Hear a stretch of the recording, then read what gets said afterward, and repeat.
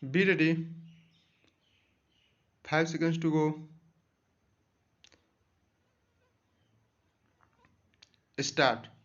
Then, sir, some attempt has been made to introduce certain elements in the present Constitution Amendment Bill, but naturally, other details and further elucidations are out of the purview of the present bill, and therefore a new bill will have to be brought forward to the extent that it is necessary for incorporating these provisions.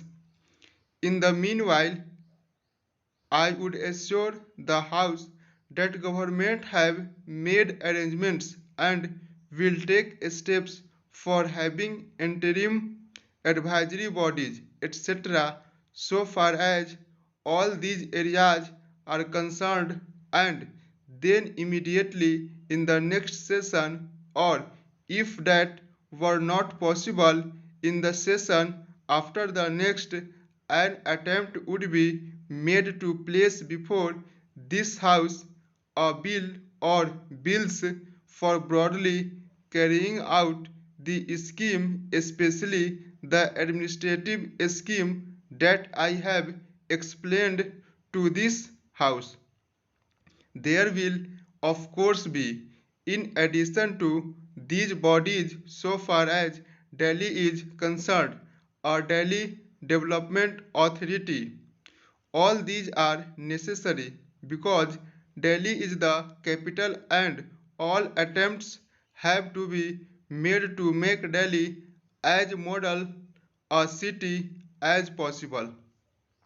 Now, the next item with which this bill deals is what is known as the safeguards for linguistic minorities. Now, this would apply to all the states so far as this is concerned. There are two or three aspects to this question. One is that we are dealing only with linguistic minorities, not any other minorities at all, and we are generally following the line that has been laid down by the States Reorganization Commission. The States Reorganization Commission rightly pointed out that even after the reorganization of states, there would remain a large population speaking language other than the territorial language of the particular state. Now, so far as these people are concerned, certain safeguards were considered essential. In the first place, we have to note that all the inhabitants in any part of India, state or union territory, are the citizens of India. They have a common citizenship, and the rights of common citizenship will naturally be available in all respects so far as the linguistic minorities in different parts are concerned. But it is essential that as far as possible, the interests of the linguistic minorities should be safeguarded to the extent that it is necessary. The States Reorganization Commission have pointed out in this respect that after all, these linguistic minorities are the citizens of India. Now, sir, so far as the States Reorganization Commission was concerned, it was stated that as far as possible, there ought to be no statutory safeguards as such except to the minimum extent, and whatever it has stated has been accepted. It was stated that in respect of the rights of the children of these linguistic minorities, there ought to be a statutory provision and that they ought to be taught through the medium of their own mother tongue at the primary school level.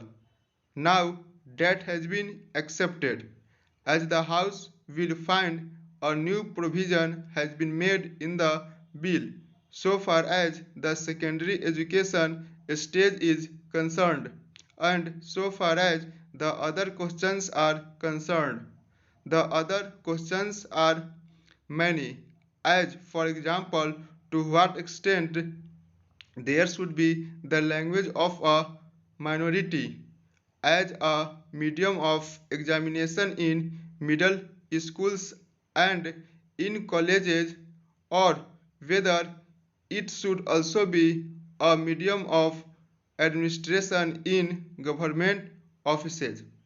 Now, sir, there is another question also which has been raised, namely the question of domiciliary rules.